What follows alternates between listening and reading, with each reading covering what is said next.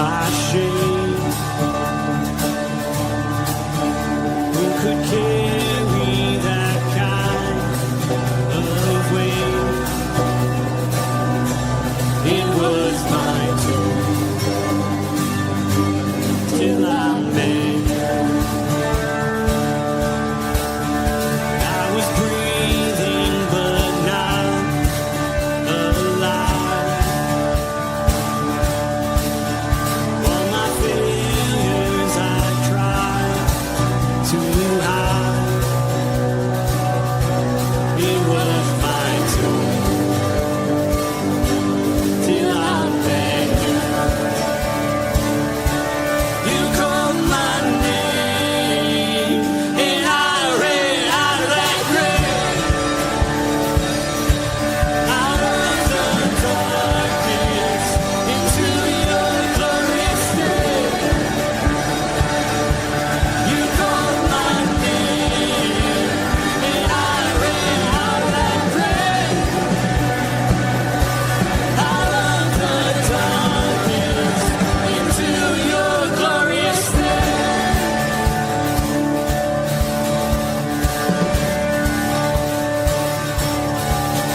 Now your mercy has saved my soul.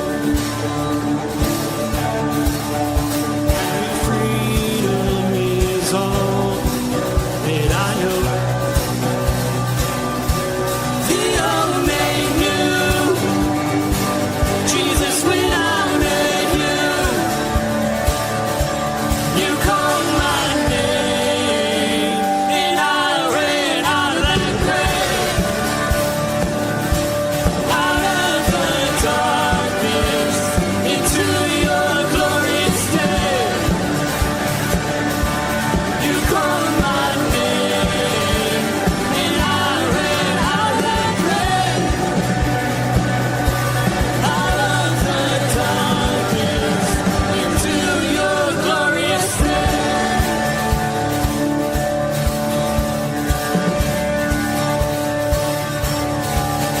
Now your mercy has saved my soul. And freedom is all that I know. The old made new, Jesus, when I met you. You called my name and I ran out of that grave,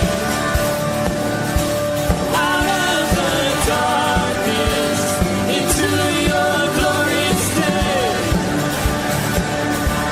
You called my name and I ran out of that grave,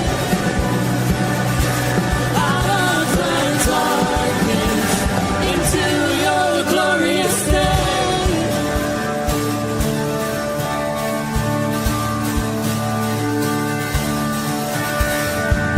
I needed rescue, my sin was heavy, but chains break at the weight of your glory. I needed shelter, I was an orphan, now you call me citizen of heaven. When I was broken, you were my healing, now your love is the air that I'm breathing. I have a future, my eyes are open, 'cause when you call my name, I ran out of that grave, out of the darkness into your glorious day. You called my name and I ran out of that grave, out of the darkness into your glorious day.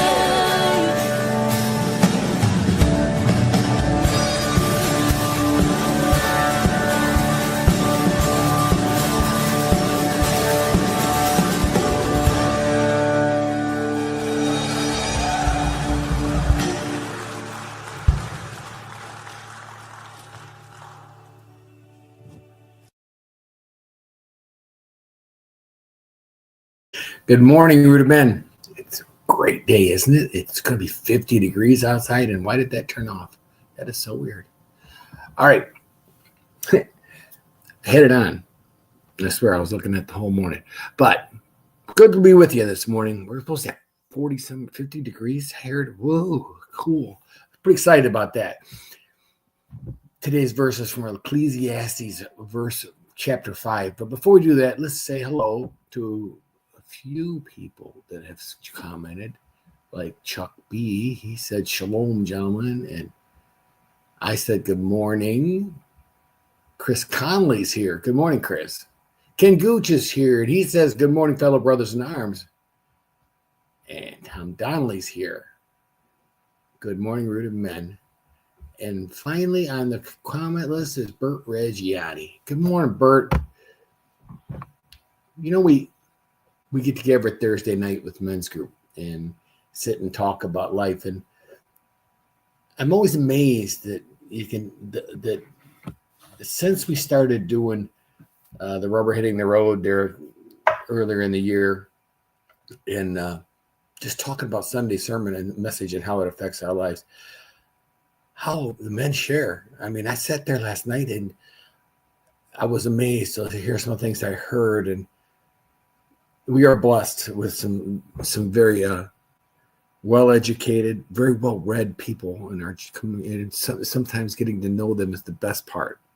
Getting to know what they find fascinating and what they don't, and to me, it's like a little adventure every Thursday night to see what's new and exciting. Let me pull up today's scripture. Share the screen. Ecclesiastes 5.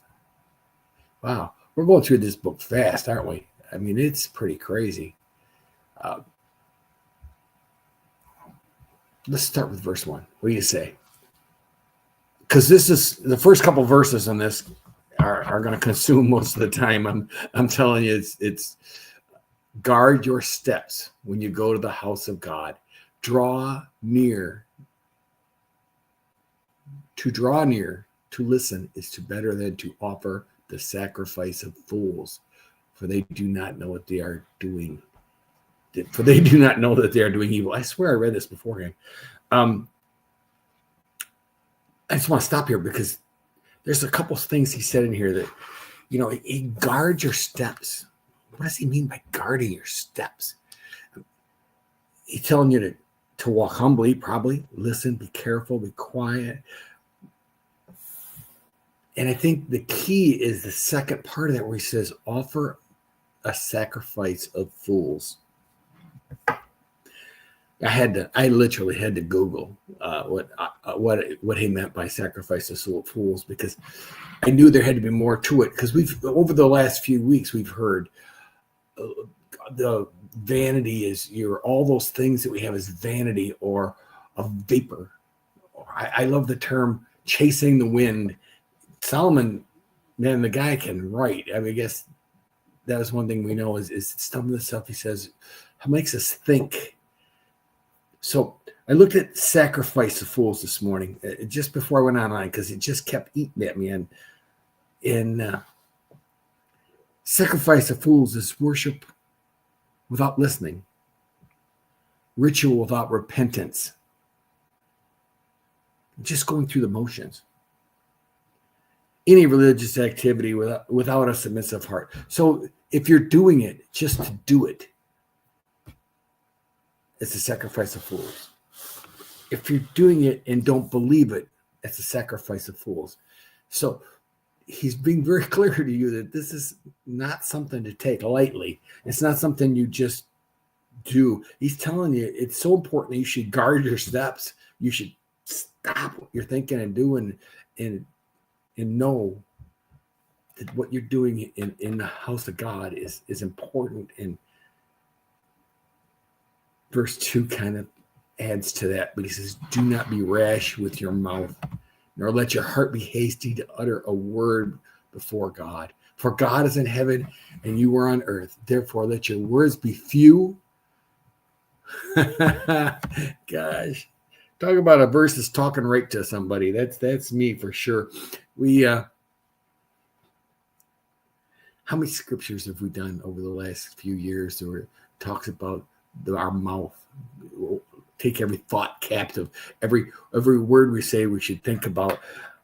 Proverbs 18. Death and life are in the power of the tongue. Death and life. Solomon wrote that. So he knows it's important. In James wrote that the tongue is compared to a small fire that can set a whole forest ablaze. Who hasn't been in a church where rumblings or rumors have rumbled in the background with people whispering, and it has caused damage, measurable damage. James also in 1:26, if anyone thinks he's religious and does not bridle his tongue, but deceives his heart, this person's religion is worthless. Yikes. So, but the biggest thing that I always look to is Jesus's words. And in Matthew 12, he said, I tell you, on the day of judgment, people will give account for every careless word they speak. Okay, so let us not be rash with our tongue or our mouth. Let your heart be hasty to utter a word before God. For God is in heaven and you are on earth. Therefore, let your words be few. That one just hangs in the air for a minute if you think about that one. For a dream comes with much business, and a fool's voice with many words. When you vow a vow to God, do you not delay in paying it? Do you not delay paying it? For he has no pleasure in fools. Pay what you vow. It is better that you should not vow than what you should vow and not pay. So again, he's cautioning us on our words, but then and he kind of talked about how many words you use, because even Jesus and simply talked about there are many words, and we think that if our prayers are short and to the point, that we've failed somehow. And it's a simple, straightforward truth spoken to God. That's what he wants. And it's so important that our yes be yes, because he's telling us don't make a vow and not do it. A promise to God is something we shouldn't make if we don't mean it. That's the key to these verses here. Our word to God should be honest and trustworthy. There's no doubt about that. Another verse here: let not your mouth lead you into sin, and do not say before the messenger that it was a mistake. Why should God be angry at your voice and destroy the work of your hands? So again, it continues on this thing about another word of caution about making vows without considering the consequences, not considering whether you actually fully intend to even do them. I mean, we all sometimes say things in a moment of excitement. We want to do something. We want to do good. This isn't what he's talking about. This is something where you make basically a dishonest vow where you say you're going to do something that you aren't. Another word, and then I love how he ends this. For many dreams increase, and the words grow many. There is vanity, but God is the one you must fear. What does he mean by fear? I'll pull aside this down for that. I mean, he talks about fearing God. Why should we? It's a loving Father. Why would we be afraid of him? Well, that sounds different than in today's language. We think of fear as something scary in the woods, or something chasing us, or somebody threatening us. But in this one in particular, fear is awe or reverence, a deep respect. All these verses get to this one point, because all this other stuff is part of reverence and respect. we will hold our tongues. We tell the truth. We're humbly and honest before God. We check our heart. Every single one of these things. Without them, we can't truly know God. I mean, truly know the fear of God. We want to respect God. We don't want to disrespect him. But Solomon's giving us a list of things that we should do to make sure we don't. And that's what these verses, short verses, do tell us. Thank you for joining me this morning. Let's see. We got a couple comments. Yes, Patricia says hi. Hi, Patricia. And Ken Gooch says, sacrifice of fools. Sounds like Cain from last night.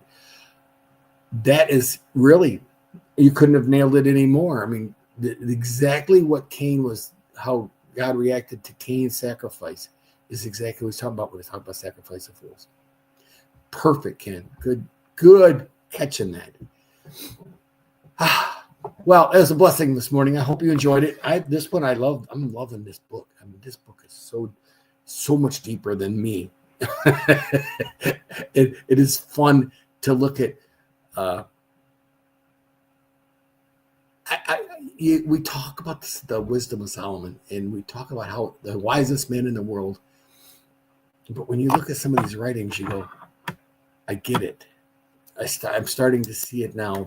The ability to write such amazing words and to paint pictures with his words. That's the key. I think you're seeing him paint these pictures.